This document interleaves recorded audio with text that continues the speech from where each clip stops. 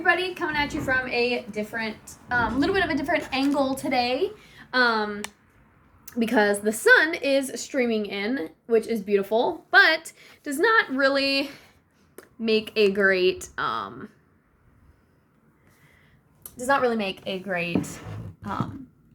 like, amount of lighting, for you guys, and to be able to see what we're going to do in today's video.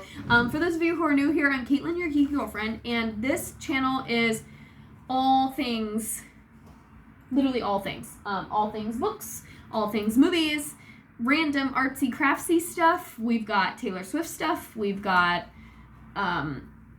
just clothing stuff, teacher stuff. Like, this page literally is just a little bit of everything. So welcome if you are new here. Make sure you hit anyway, my cat was stepping on the puzzle that I just glued together. But anyway, if you are new here, make sure to give me a thumbs up if you like this video and hit that red button to subscribe to my channel. And thank you all so much for being here. Now, today, spooky season is just around the corner in a couple of weeks. And so in honor of that, today we're going to talk about thriller books and how I rank them. Now, I saw another YouTuber do something similar to this, and I did upload a video, if you've already seen it. If you haven't, then here we go. I uploaded a video called Let's Talk About Spice, but I used like the little chili pepper to talk about spicy romance books and how I, as a newer romance reader, but still like an adult reader, rank spicy romance. And I used some popular series to kind of give you a semblance. So I threw like some popular book talk books out there in that video to kind of give you an idea. But I felt, I'm doing all of that, these book reviews, and I never really did a video of how I came, like, where do I get these ratings from? Like, do I just make them up? No, I do have somewhat of a system, and so I decided to share that system with you guys. And so I've already talked about spicy romance, spicy pepper levels. Today we're going to talk about horror and thriller books, which is a genre that I am, like, discovering that I really, really like. And I did just read The Teacher by Freida McFadden. Great book, and you can find the review of it here in the channel. But with that being said, I have read some, like, witchy books. I've read murder mysteries. I've read some serial killer books. Like, I've read a pretty wide range at this point of thriller. I've done young adult thriller, young adult murder mystery, and we've done a lot of thriller titles over the past year. And so with that being said, I just decided to, like, give it a rating scale so that way I could be a little bit more consistent for you all, since the channel is growing, which is great. And I'm, like, joining more Bookstagram communities and stuff too. So I want to, like, just be more consistent, and then you guys can use this or not or whatever. So without further ado, let's talk about horror thriller books. So I do everything on a 5-point scale. As you know, I go all the way up to 5 spicy peppers, 5 stars. And then when I talk about books here on YouTube, I kind of equate that to a score out of a 10 sometimes, or I'll just give it, like, a general, like for movies, I'll just give it like an A++ or whatever. So everything is done out of a 5-tier scale. And I wanted to be a little bit different this time.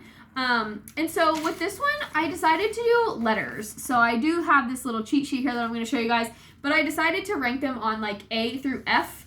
A, of course, in this case, A is going to be lowest level. So A is like, this is level 1 star, and we're calling it the abracadabra section. So these are going to be books that have witches, magic, lore. These are more of your, like, spoopy. So maybe like a Halloween love story, or a bewitched sort of a tale where the character is a witch or a wizard and then falls in love. These, like Harry Potter, might honestly fall into this, especially some of the later books. Even though it is a fantasy series, there could still be some of this, like, abracadabra, witchy wizard-ness that makes it kind of, like, spooky. Perfect to read around Halloween. Anything that is good to read around Halloween is what's going to fall into this, like, horror thriller. But this level A, this is like that book that I read last year, The Lost Apothecary, very much level A. very much level A. Like, there was some lore, there was some witchiness, but not scary at all.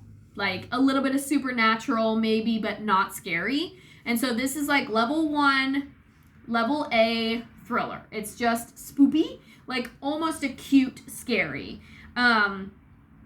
It's very light. Maybe it's fun with maybe it takes place at a Halloween party or something like that. Like, recently, something that would probably fall into this tier would have been the book Killjoy by Holly Jackson, which was the novella to the Good Girl's Guide to Murder series. It definitely was like the lightest of the 4, with the third one, Good Girl Gone Bad.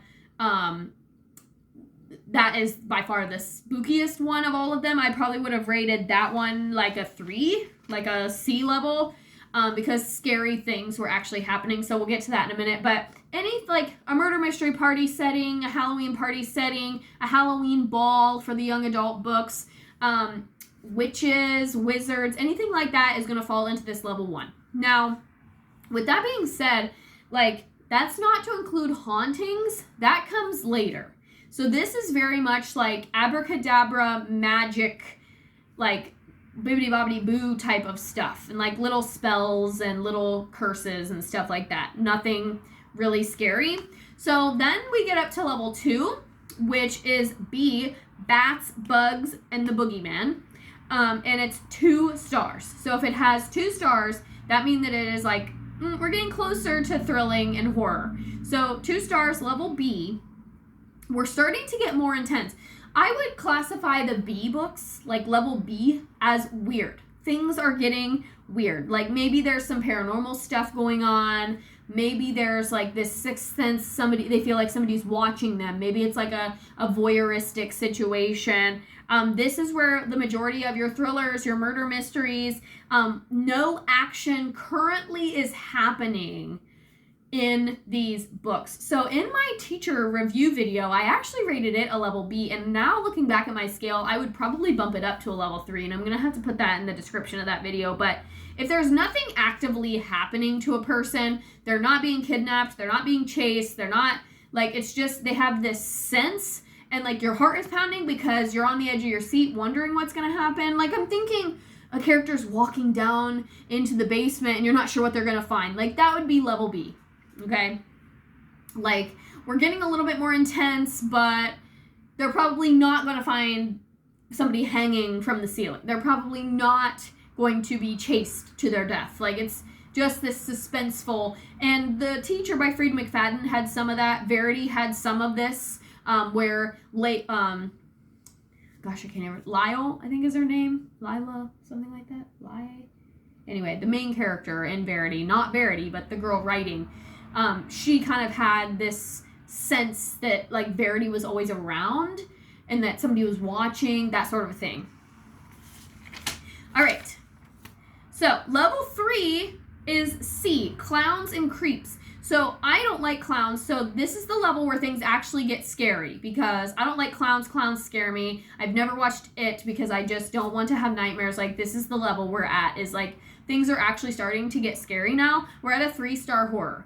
3-star thriller means, like, the blood is pumping, we've got suspense, things are, like, actually getting scary now. I'm talking about serial killers, kidnappings, ghosts, haunts. Scary things are actually happening.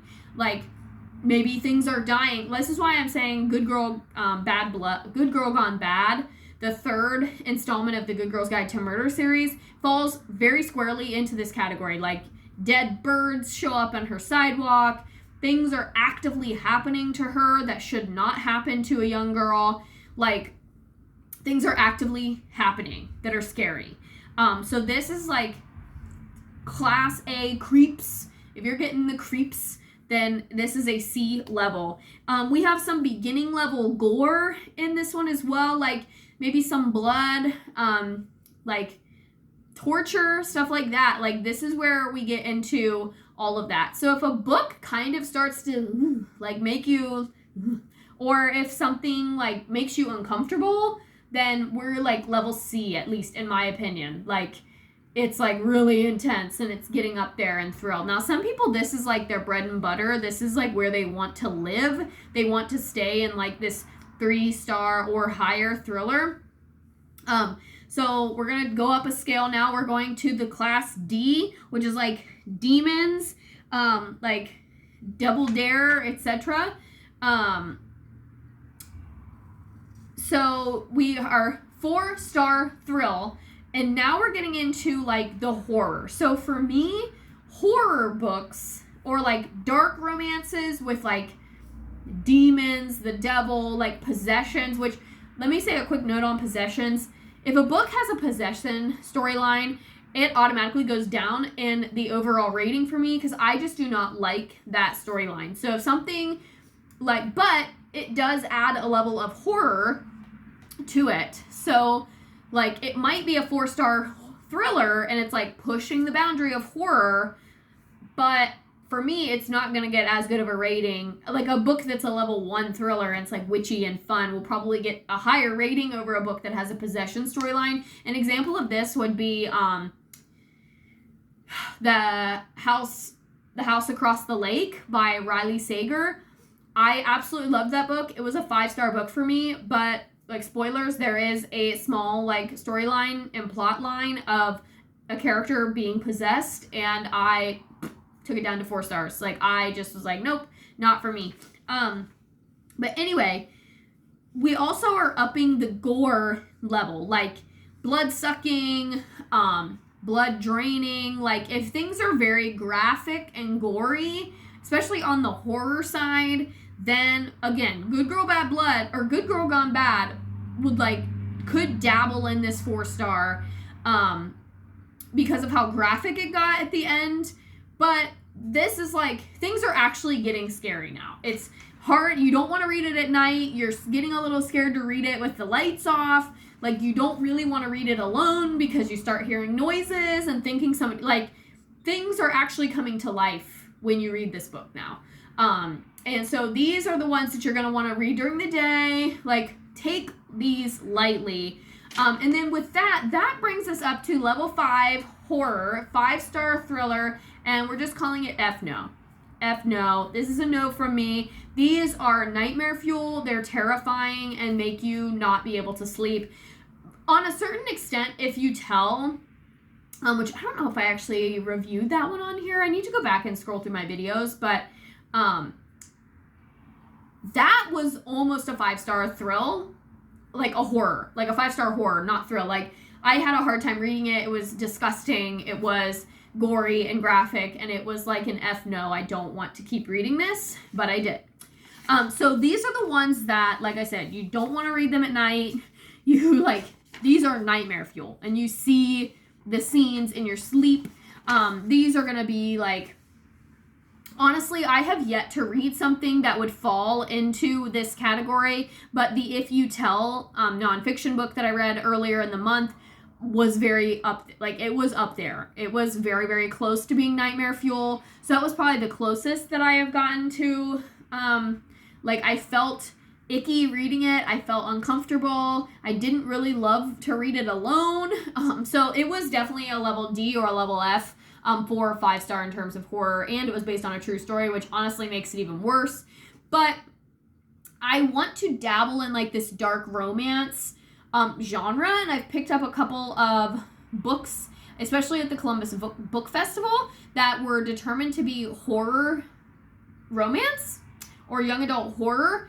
So I'm interested to see if those fall on this 5-star scale, or if they are more like 3 or 4. So I'll be interested to see. I'm not opposed to reading a horror novel, but I also am going to tread lightly, as they say, because there are certain things that would totally freak me out. Like, I don't think I could read it. And like a lot, like Stephen King, I've never read his books, any of his books, but those are technically horror books because they were made into horror movies, but I've never read any of them. So I just felt like with spooky season coming up, and especially I feel like people want to read horror and thriller books close to Halloween because tis the season, right? It's like reading Christmas-themed books, kind of like Hallmark movies around Christmas.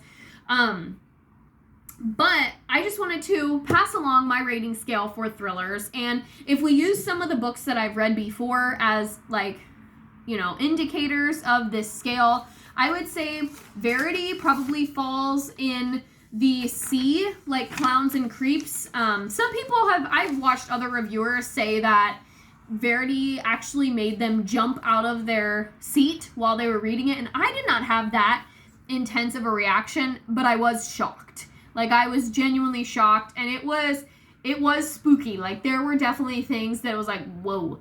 And so I'm gonna put that one as like Class C, 3-star thriller. The Teacher by Frida McFadden, I still feel like I would put it at B. It's like both Verity and The Teacher are psychological thrillers, and like, my heart was pounding and I gasped a couple of times, but I wasn't like scared, if that makes sense. It was just like intense and I was shocked, so it wasn't like creepy. Verity was definitely creepier than The Teacher, so for that I'm gonna leave my rating as a level B, just like I had in the video. And then Good Girl Gone Bad probably would be like a high C, low D in terms of thriller horror. I actually gave a very low review of that book. It was my least favorite in the entire Good Girl's Guide to Murder series, but I think in terms of a horror thriller novel, Holly Jackson really pushed the limit in terms of a young adult novel, and if we're looking at it from the lens of a young adult reader, it would definitely fall in the horror category because it is very graphic, and Pip, she goes through some things in that book, and yeah, it was definitely creepy, definitely gory, like there were some gore pieces of it, some graphic things, so those are just some of the books that I've read and reviewed like this year or recently on the channel, just to kind of give you an idea of like how this all falls into place. The House Across the Lake, I would probably say is a C, like kind of up there with Verity, some creepy stuff, but I don't remember like being scared. I just remember being like, oh, so it would fall like a 2.5 probably. And then The Lost Apothecary is very, like, it's a 1-star thrill, like no scary, just like witchy and fun. So yeah, so let me know in the comments if you agree with my rating scale, if you disagree with my rating scale, and some books that you think would fall into each of the ratings that you've read. So if you've read any horror thriller books this year, let me know in the comments, like, which one, like, The Teacher would get a 2 from me or whatever. Like, let me know in the comments what you've read and where you would rate them, because I am looking for more thriller novels. The Housemaid is already on my list. The Silent Patient is already on my list. And so if you've read those, maybe drop in the comments what you would rate those based on this scale. And if you're looking for any recommendations at any level, I can try and scour my brain of things that I've read and pop some in the comments. I did want to make a quick note about murder mysteries. For me, murder mysteries and like whodunits fall either between like maybe a 1.5 to a 2 stars. Like typically with a murder mystery, somebody is already dead. Like at the beginning of the book, somebody has already dead. Somebody has already gone missing. Like it's a past event and then it's being revisited, but oftentimes there's not actually anything actively happening. Similar, like a good example of this is A Good Girl's Guide to Murder. Andy Bell and Sal Singh are already dead before the events of the book. So, but Pip is just revisiting. So all the things that are happening to her are like consequences of something that already happened. So, and that's just a murder mystery. Like, it's not necessarily, I don't know. Yes, they're thriller books, but I almost consider them their own genre because they're not as intense. But I think that's the difference between a thriller and a psychological thriller. Like, a psychological thriller, it has you looking in all different directions, whereas a murder mystery is typically a little bit easier to get to the path. I'm thinking, like, Agatha Christie, she is like a 1.5. Maybe a 2 because like all the clues in it, but they're not scary. So that's where we're at. That was kind of a bumble, as like a bumble, other word that I don't say here on the channel, as people say, a cluster, if you will. But that's where we're at. And that's where I am in my book rating journey. So let me know in the comments some books that would fall into each of the levels And let me know your thoughts of my scale and any of the books that I just mentioned in this video. I just threw out some random books that are pretty popular right now that I've read this year as a way to kind of like anchor my ratings. So let me know what you think. And as always, I will see you guys in the next video. Bye-bye.